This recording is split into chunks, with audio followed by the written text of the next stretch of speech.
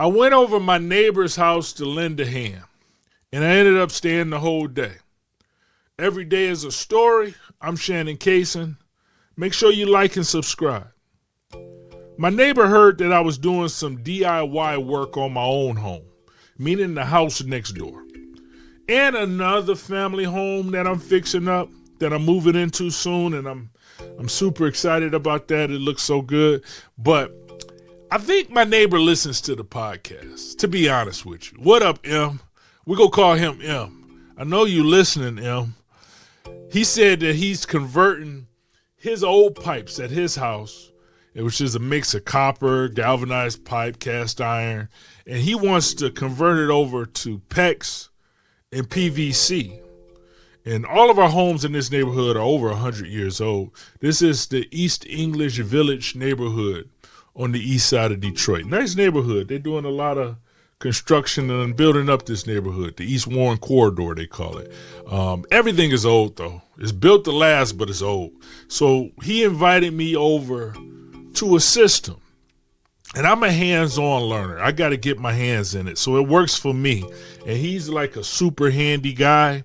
He gets excited about tools. He was telling me about his new welding machine, like we were 7-year-olds, and he's showing me a toy. You know, he's all excited about it. I'm like, wow, okay, that's awesome. So this weekend, after I took my grandkids to go get their haircuts, I got to take them every 2 weeks or so. I walked next door, and I knocked on the back door, and he yelled, "Come in," and I go downstairs. Now, this is one of the things I'll bring up. I didn't want to turn this into a competition of the minds. We have had conversations before, my neighbor and I, and M is very opinionated, and I'm very sarcastic. So if he always feels he's right about everything, I'm going to show him where he's wrong in the most sarcastic terms. And I wasn't in the mood for us to like do that battle back and forth. You know, it's the weekend. I want to chill. So I'm walking downstairs and I got that feeling that like, I'm just going to be cool and hopefully he's just cool. So I walk downstairs into his basement, huge basement. These are bigger homes. And it's a maze of rooms. It's a room for the boiler and the water heater. There's a room for the washing machine and the dryer. There's a little room for a toilet. Most of these basements in the Midwest, they have a toilet in the basement. So the factory workers, like if you worked at the factory, you can go in the basement, clean up before you go into the main house. I think they call them Pittsburgh toilets. We have a toilet in this basement. Then I walk into the main area of the basement, and it's a cool-ass man space. I mean, he has a full gym, really a full gym with a Smith machine and everything. There's a TV on a swivel on the wall so you can watch the game in any direction. A kegerator. He has a kegerator down there. And then he got a little fun stuff to smoke if that's your thing too. So M is crimping a PEX fitting. And he comes over to greet me. And like I say, he's a cool guy. We always had cool conversations, but I don't want to get into the heavy stuff. I don't want to talk all this heavy shit and going back and forth. So we can keep the conversation light, talk about sports, talk about women, talk about stuff like that. You know, keep it cool. No chest puffing. I'll take the position today as the student of your handiness. That's my attitude. We're neighbors. I'm going to be a student today. Let's just be cool. And it was cool. I saw he had a beer that was sitting on the washing machine, and he asked if I wanted one too, and I really didn't.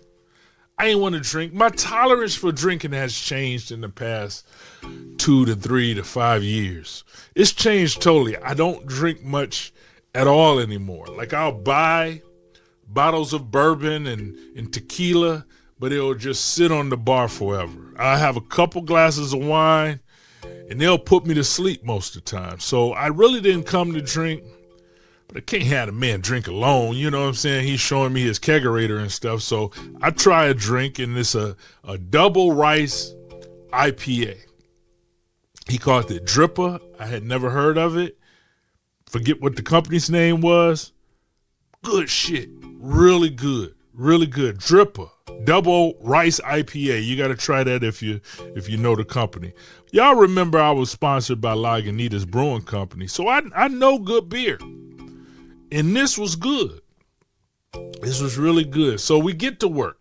And we're cutting the old pipe out of the basement ceiling with an angle grinder, and he's using a Sawzall on some of it too. So sparks are flying like sparklers in the basement. I'm looking to make sure nothing burns up so I can stomp it out, help him out. I'm his second eye, and we're connecting PEX hoses, and he's measuring everything, and I'm writing down the dimensions for him and yelling it out to him so he can cut the PEX, and then we're putting it up, and we get a few things done, and then he says, I'm hungry. So we get more beer, go upstairs, and we go out to his backyard, and we're firing up the grill. Now, his backyard used to be like a full flower garden, flower and vegetables and all this other stuff. A big metal atrium was in his backyard, and all of that's gone. It's just a grass plot now. He raised everything, got everything out, and he replaced it with grass because he had a growing family. Newly married, first-time dad, and the kid needs a place to crawl and run around and play. So he's created a perfect backyard for his family. And I had a lot of questions on the landscaping because I have so much to do over at the other home. This place is pretty decent, but it still needs some work too. And he got good landscaping skills. And when you're asking questions as a student, people who are handy have no problem answering all the questions. So his backyard looked really good, so I was listening. And we put a few T-bone steaks on the grill, and he had these contraptions that he was using. And I told him that's like cheating. He's trying to grill, but he's cheating. He has these wireless meat thermometers. You might know about them. This is my first time seeing them. And he showed me how they work. You connect it to your phone. You put the thermometer in the meat. And he asked me, how do you like your steaks cooked? And I said, medium. And he pushed in the thermometer and pushed some buttons on his phone, put it on the grill, and the thermometer, his app, told him when to flip it, when to remove it, how long to let it rest. So then when we took the steaks inside the house to eat, steak was perfectly cooked. It was perfect. Just the right amount of redness and a little bit of drip of blood moistness, perfect. He sold me on the thermometers. I put it in my Amazon cart right while we were sitting there at the table. And then we got more beers. Then we get into a talk over T-bone steaks. And in the past, it was a sparring match of the minds. It was a battle. Who knows more about this topic? Or who's been in tougher situations in life and we found our way out of it? Here's my unwavering worldview on this subject that you're not going to change my mind on.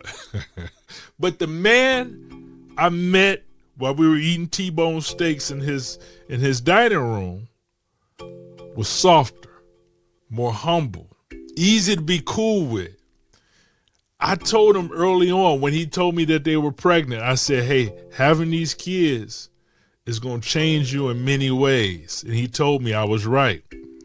Now, we're both two regular dudes. This is we like guys, who want to lift weights and challenge ourselves in certain ways. So we love our families. We love thinking and experiencing the world. We talked about ways that we wanted to be better, grow as men more in our later years, and how we were becoming more aware.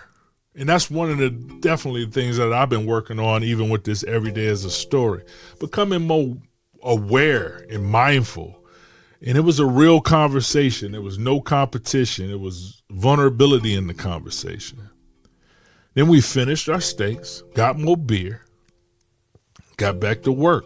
He had to cut open a wall in his office, like on the first floor, to get to the pipes behind the wall. Now, this is 100-year-old plaster that we're cutting into, and the plaster's just falling from the floor in a little dust cloud. I'm trying not to breathe asbestos until we came to a natural stopping point in the work where he couldn't really go any further without buying some more supplies, and we stopped.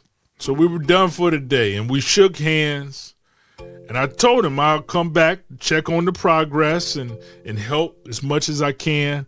And he told me that when I'm ready, he'll come over to check out the other house that I have.